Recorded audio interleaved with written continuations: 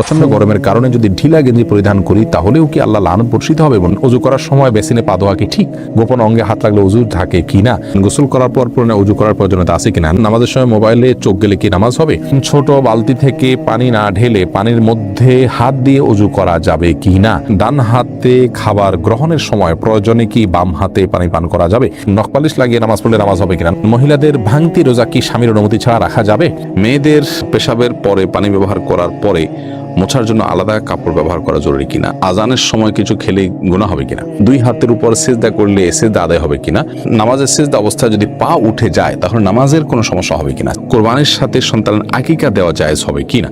বিতরের নামাজ কি কি সূরা দিয়ে পড়তে হয়? কোনো বাচ্চার বিছানায় প্রসাব করলে বিছানার চাদর ওয়াশ করা যায়, কিন্তু জাজিম বা তোশকে প্রসাব করলে ধোয়া যায় না, এক্ষেত্রে করণীয় কি? মুয়াজ ইনসান আপনি জানতে চেয়েছেন, সুদের টাকা দিয়ে তৈরি করা বাড়িতে আমল করলে আমল কি কবুল হবে? সুদের টাকা দিয়ে তৈরি করা বাড়িতে যদি আমল করেন তাহলে আমল কবুল হবে না, বিষয়টি কিন্তু সেরকম নয়। ধরুন সুদের টাকা দিয়ে আরেকজন বাড়ি করেছে, আপনি সেখানে আমল করেছেন, তো আপনার আমল কবুল হওয়ার সাথে ওইটার কোনো সম্পর্ক নেই। সালমা বেগম জানতে চেয়েছেন, মহিলাদের ভাঙতি রোজা কি স্বামীর অনুমতি ছাড়া রাখা যাবে? স্বামীর অনুমতি ছাড়া রাখা যাবে না। স্বামী যদি বলো যে হ্যাঁ রাখতে পারে, আর যে সময় বাসায় থাকেন, তাহলে সেক্ষেত্রে স্বামীর অনুমতি নিয়ে তারপরে রাখা উচিত। ভাঙতি রোজা যেগুলো, এগুলো তো ফরজ রোজা, কিন্তু ওই দিন রাখাটা তো আপনার জন্য ফরজ নয়, অতএব দিনটা নির্দিষ্ট করার ক্ষেত্রে তার সম্মতি নিয়ে করা উচিত।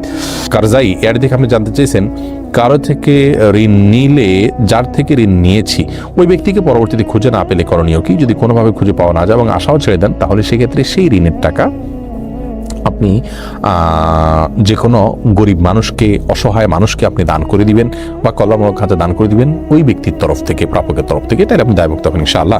এমডি ইফতিখার শুভ আপনি জানতে চেয়েছেন, নখপালিশ লাগিয়ে নামাজ পড়লে নামাজ হবে কিনা? নখপালিশ লাগিয়ে যদি আপনি অজু করেন তাহলে অজু হবে না, আর ওজু না হলে নামাজ হবে না, অতএব বলতে পারেন নখপালিশ লাগিয়ে অজু করে নামাজ পড়লে নামাজ হবে না।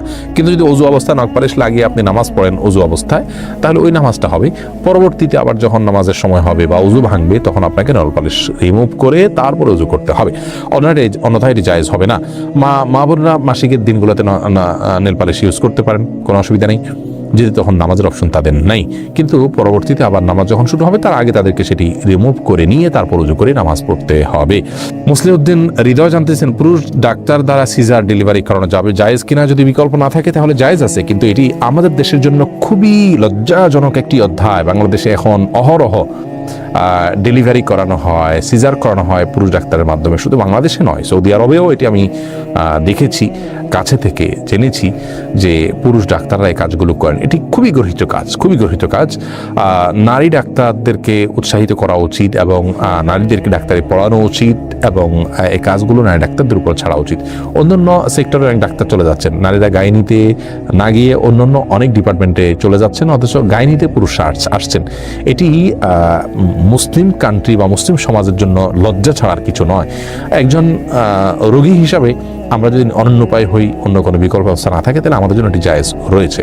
হোসেন আহমদ জানতে চেয়েছেন, আমার পরিপূর্ণ বয়স হচ্ছে, আমি বিয়ে করতে চাই, এখন আমার পরিবারকে কিভাবে বলতে পারি, পরামর্শ চাই। আপনার বিয়ের বয়স হয়েছে, আপনি নিজে না বলতে পারে অন্য কারোর মাধ্যমে বলাবেন। এই জন্যই তো গোটা পরিবারকে দিনের পথে আনার জন্য আগে চেষ্টা করতে হয়। তারা যখন দিন বুঝবেন তখন তাদের সব কিছু বোঝানো সম্ভব হবে কোরআন হাদিসের আলোকে। আপনি নিজে না পারলে অন্য কারোর মাধ্যমে করবেন। আলমগীর হোসেন জানতেছেন, নামাজের সময় মোবাইলে চোখ গেলে কি নামাজ হবে? নামাজ হয়ে যাবে, কিন্তু এটি নামাজের মানকে অনেকখানি নিচে নামিয়ে দিবে। মোবাইল এর দিকে চোখ যাওয়া উচিত নয়, বরং নামাজের সময় সিজদার জায়গায় চোখ থাকা উচিত। নামাজের দিকে অন্যদিকে মন যেতে পারে সেই বিষয়গুলোকে সরিয়ে ফেলা উচিত। নামাজের আগেই মোবাইলকে এমন জায়গায় রাখা উচিত নয়। নবী সাল্লাল্লাহু আলাইহি ওয়াসাল্লামকে একবার একটা কাপড় দেওয়া হলো নামাজ পড়ার জন্য, সেখানে কিছু চিত্র ইত্যাদি অঙ্কন করা ছিল, হয়তো গাছপালার চিত্র বা এরকম হালাল কোনো চিত্র ছিল।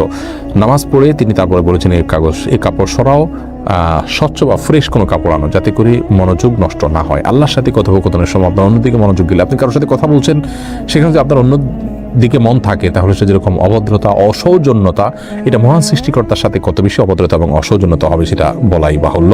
এস আলম আপনি আইডি থেকে জানতে চেয়েছেন, গোপন অঙ্গে হাত লাগলে উজু থাকে কিনা? আমাদের দেশে উলামায়ে কেরামের মতে, বাহানাই মতে উলামায়ে কেরামের মতে গোপন অঙ্গে হাত লাগলে উজু ভাঙবে না। তবে আরবিন স্কলাররা, সৌদির উলামায়ে কেরাম, তাদের মতে গোপন অঙ্গে হাত লাগলে উজু ভেঙে যাবে, যেহেতু আপনার একটি হাদিস রয়েছে যে মানমাসা জাকারাহু ফালিয়াতাওয়াদ্দা, এজন্য তারা হাত লাগলে বলতে কাপড়ের উপর দিয়ে নয়, সরাসরি যদি কেউ স্পর্শ করে তারা ওটাকে ওযু ভঙ্গের কারণ হিসাবে উল্লেখ করেন।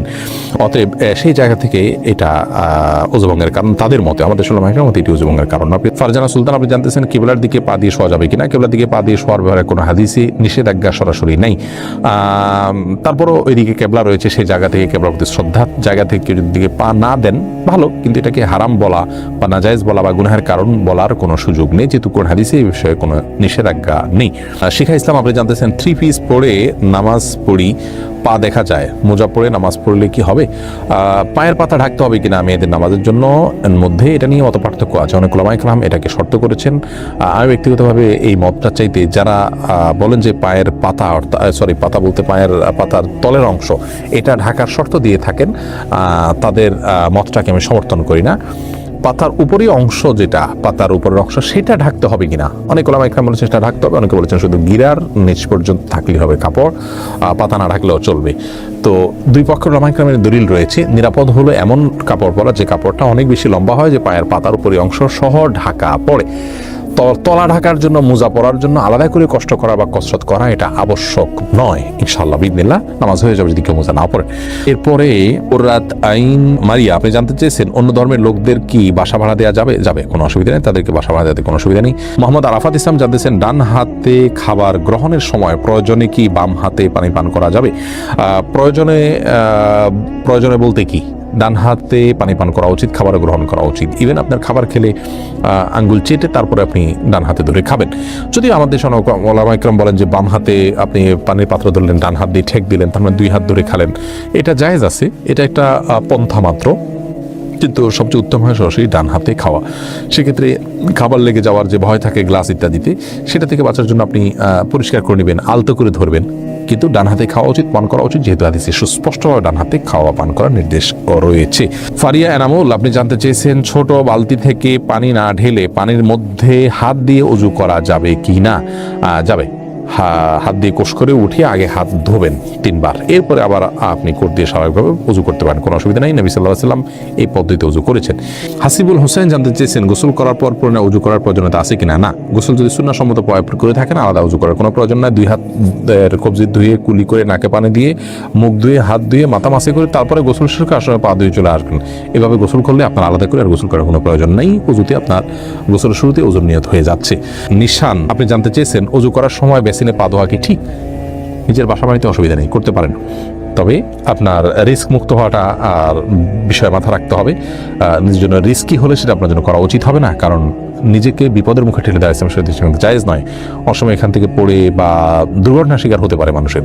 যদি সেরকম না হয়, আপনি আশপাশে কিছু ধরে করতে পারেন, তাহলে এটা জায়েজ আছে। কিন্তু পাবলিক প্লেসে বা বাইরে এরকমটি করা অনুচিত, যেহেতু এটা দৃষ্টিকটু। অন্য ধরনের মানুষরা আছে যারা এই বেসিন ব্যবহার করবে, তারা দেখে হয়তো ইসলাম সম্পর্কে বাজে ধারণা নিবে, বা তাদের হক নষ্ট হতে পারে, বা আশপাশে পানি পড়ে ভিজে যাবে, জায়গাগুলো নষ্ট হবে। সেই জায়গা থেকে পাবলিক প্লেসে এমনটি না করা উচিত, কিন্তু করলে ওযু হয়ে যাবে। ফয়সাল আহমেদ আপনি লিখেছেন টিকটিকি দেখলে কি মারতেই হবে? প্রয়োজনে কি খুঁজে খুঁজে মারতে হবে? সেটা নিয়ে খুব দ্বিধাদ্বন্দ্বে আছি, জানাবেন প্লিজ। না, খুঁজেই আপনাকে মারতে হবে এমন কিছু এমন কোনো বাধ্যবাধকতা নেই। বরং আপনার চোখে পড়েছে, উপদ্রব করে, আপনি মারবেন। কিন্তু এটার জন্য আপনি খুঁজে খুঁজে বেড়াবেন, এটার পিছিয়ে ঘুরে বেড়াবেন, আপনার অনুসন্ধান করে বেড়াবেন, এই কথা হাদিসে বলা হয়নি। নাহিদ ইসলাম আপনি লিখেছেন নামাজ শেষে জায়নামাজ সালাম করা কি ঠিক? না, জায়নামাজ সালাম করার কিছু নেই। সালাম করতে হবে মানুষকে।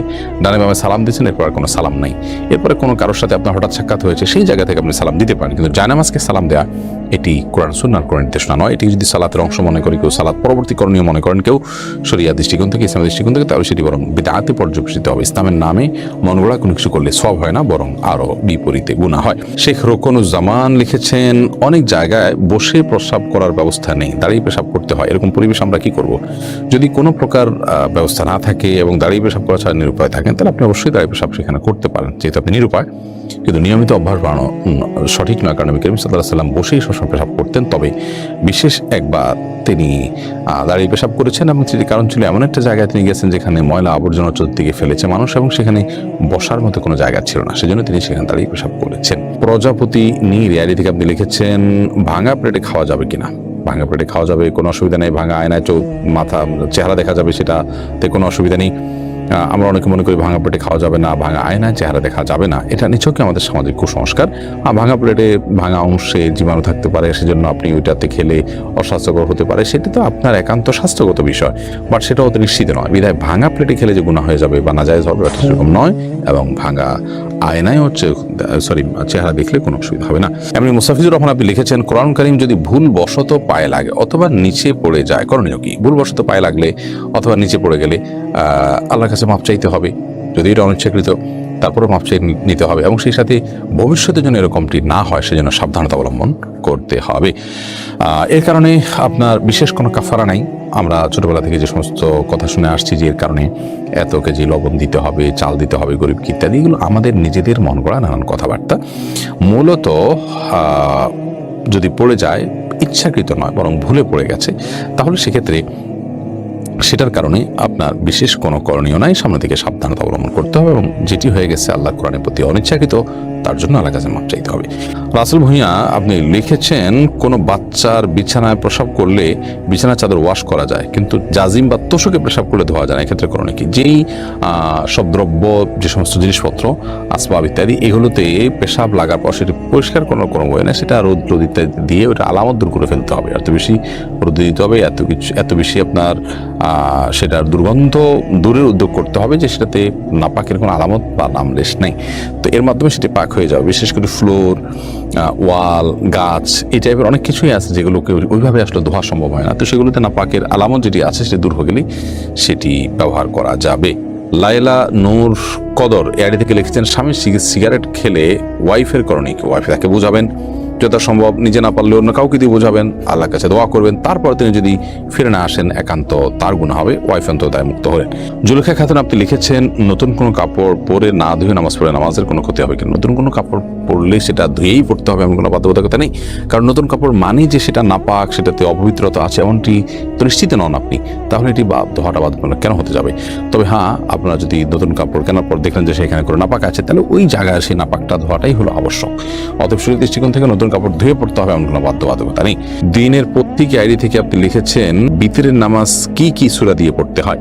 বিতরের সালাতের প্রথম রাকাতে সূরা সাব্বিহিসমা রাব্বিকাল আলা, দ্বিতীয় রাকাতে সূরা কাফিরুন এবং তৃতীয় রাকাতে সূরা ইখলাস কুল হুয়াল্লাহ পাঠ করা, এটি সুন্নাহ। নবী করিম সাল্লাল্লাহু আলাইহি ওয়াসাল্লাম বিতরের সালাতের সচরাচর এই সূরাগুলো তেলাওয়াত করতেন, বিধায় আপনি এই সূরাগুলো তেলাওয়াত করতে পারেন। নবীজুল ইসলাম খান আপনি লিখেছেন, কোরবানির সাথে সন্তানের আকিকা দেওয়া জায়েজ হবে কিনা? কোরবানির সাথে আকিকা না দিয়ে আকিকা আলাদা দিবেন, কোরবানি আলাদা দিবেন, এটাই নিরাপদ। এবং নবী করিম সাল্লাল্লাহু আলাইহি ওয়াসাল্লাম আপনার আকিকার জন্য যে মাসনুন ওয়াক্ত নির্ধারণ করেছেন সপ্তম দিন, কোরবানির জন্য সেটার জন্য অপেক্ষা কেন করবেন? যদি কারো সপ্তম দিনটা কোরবানির দিন হয় এবং সেই দিনে গরুতে তিনি কোরবানির আগে একসাথে দেন, হানাফি মাযহাব অনুযায়ী হয়ে যাবে, বাট অন্যান্য উলামা ইকরাম অনেকে নিষেধ করেছেন। নিরাপদ মত হলো এগুলোকে আলাদা আলাদা করে দেওয়া।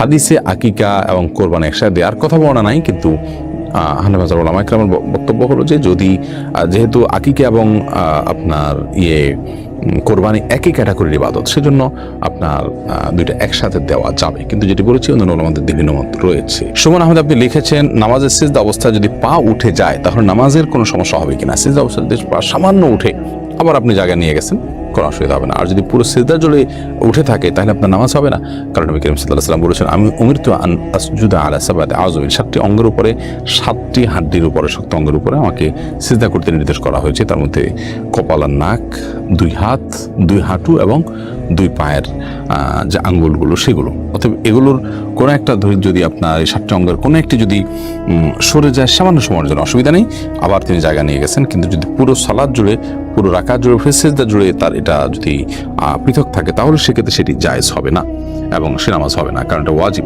এই 7টা অঙ্গের উপরে সিজদা করা। আবু সাইদ আব্দুল্লাহ আপনি লিখেছেন, শার্টের হাতা এবং প্যান্ট কি গুছিয়ে রেখে সালাত পড়া যাবে? শার্টের হাতা এবং প্যান্ট গুছিয়ে সালাত আদায় করা মাকরুহ, নবী করিম সাল্লাল্লাহু আলাইহি ওয়াসাল্লাম নিষেধ করেছেন এটি, এই জন্য এটা ছেড়ে সালাত আদায় করতে হবে। তবে হ্যাঁ, প্যান্টের বিষয়টা হলো সেটা যদি কেউ টাকনুন নিচে পড়ে যায় সেটা থেকে বাঁচার জন্য গোছান, তার সেটা জায়েজ আছে, কিন্তু সেটা সালাতে শুধু না বরং সবসময় এরকম রাখতে হবে। এইচ.এম. হাসান লিখেছেন, 2 হাতের উপর সিজদা করলে সিজদা আদায় হবে কিনা?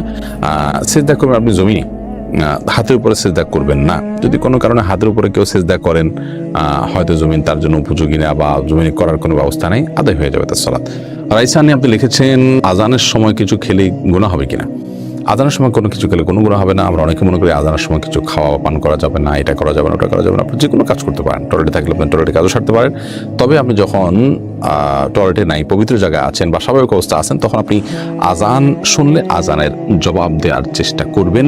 এটা হলো মূল কথা। খেতে গেলে খাওয়ার ফাঁকে ফাঁকে আপনি আজানের জবাব দেওয়ার চেষ্টা করবেন, কিন্তু আজান হলে কিছু খেতে পারবেন না এমন কোনো কথা নেই। এখানে বিষয় হলো জবাব দেওয়ার চেষ্টা করবেন যদি আপনি পবিত্র জায়গায় থাকেন। বিলকিস বেগম আপনি লিখেছেন, মেয়েদের পেশাবের পরে পানি ব্যবহার করার পরে মোছার জন্য আলাদা কাপড় ব্যবহার করা জরুরি কিনা? না, আলাদা কাপড় ব্যবহার করা জরুরি না। পানি ব্যবহার করার পরে যদি নাপাক দূর হয়ে গেছে মনে হয়, তাহলে সেটি যথেষ্ট। আলাদা করে কাপড় ব্যবহার করার প্রয়োজন নেই। ফারজানা রহমান শারমিন জানতে চেয়েছেন, প্রচন্ড গরমের কারণে যদি ঢিলা গেঞ্জি পরিধান করি তাহলেও কি আল্লাহ লানত বর্ষিত হবে? এবং ফারজানা, যদি বাসা বাড়িতে আপনি পড়েন তাহলে তো আল্লাহ লানত বর্ষিত হওয়ার কোনো প্রশ্নই ওঠে না, যদি গায়ে মহারামের সামনে এসে পড়ে না যান। আপনি বাসাটা পরার পর উপর দিয়ে পাতলা ওড়না পরে নেন, যাতে আপনার সৌন্দর্য প্রকাশিত না হয় গায়ে মারামদের সাথে। এরকম যদি চলেন তাহলে কোনো অসুবিধা নেই বাসা বাড়িতে। আর বাসা বাড়ির বাইরে যদি আপনি যান তাহলে সেক্ষেত্রে বোরকার নিচে যদি আপনি এ ধরনের পোশাক পরেন, কোনো অসুবিধা নেই ইনশাআল্লাহ বিদিনিল্লাহ।